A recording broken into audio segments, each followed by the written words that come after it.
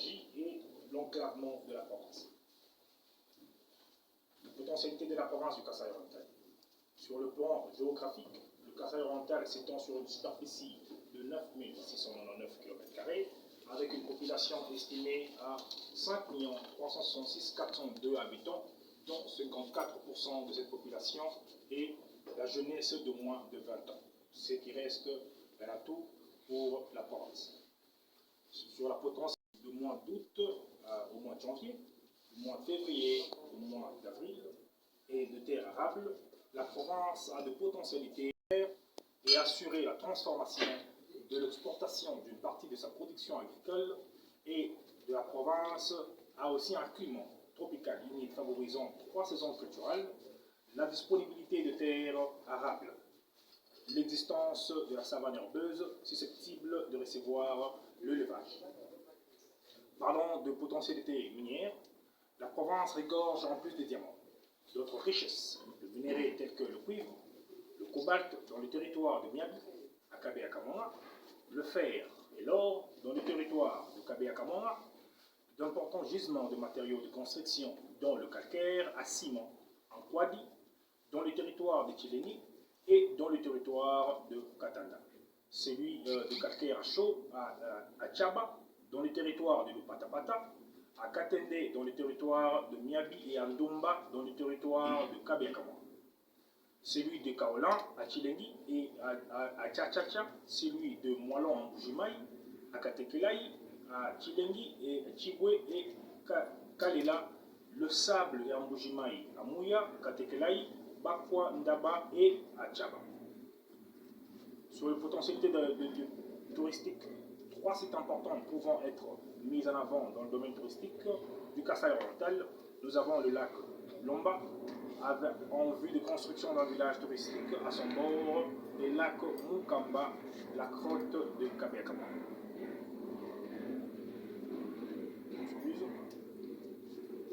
Potentialité sur l'énergie. La province contient plusieurs sources et rivières qui apportent l'eau potable et les chutes d'eau favorables à la production de l'énergie électrique dans les 5 territoires.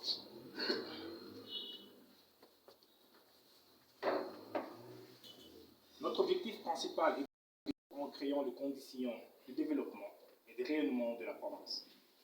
Pour lancer le développement de la province, nous allons transformer en chantier et en se focalisant dans 3 piliers d'urgence qui suivent. 1. L'agriculture.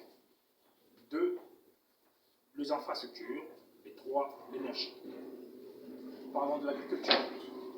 Pour améliorer les conditions de vie des Kasaïennes et Kasaïens, nous proposons un modèle basé sur l'accompagnement d'encadrement des ménages du secteur agricole par la mise en place d'une caisse agricole et d'épargne. La caisse organise et gère la production globale, l'encadrement de mécanisation, acquisition, distribution des intrants agricoles, l'assemblage et le stockage. Elle rachète toute la production et assure la distribution dans les centres de la commercialisation ainsi que dans les centres de transformation. La Caisse investit dans le transfert de technologies et bonnes pratiques entre les partenaires en vue du renforcement de capacités professionnelles. L'objectif est d'atteindre rapidement l'autosuffisance alimentaire de la province. En premier lieu, l'objectif est d'encadrer 100 000 ménages agricoles avec un but à long terme de relancer l'activité économique par l'exportation de produits agricoles. L'agriculture végétale à 60% de terres agricoles affectées à la culture vivière, qui est à 40% de terres agricoles affectées à la culture, nous avons le tournesol et palmeraie. L'élevage, le poule de chair plus le porc, et la pisciculture, nous avons le poisson comme le tilapia, etc. Transformation de produits agricoles. Nous avons le tomate, l'huile de table, semoule, piment, jus d'ananas, etc.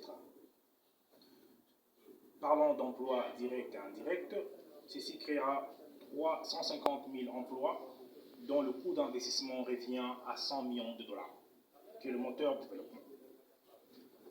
Parlons des infrastructures.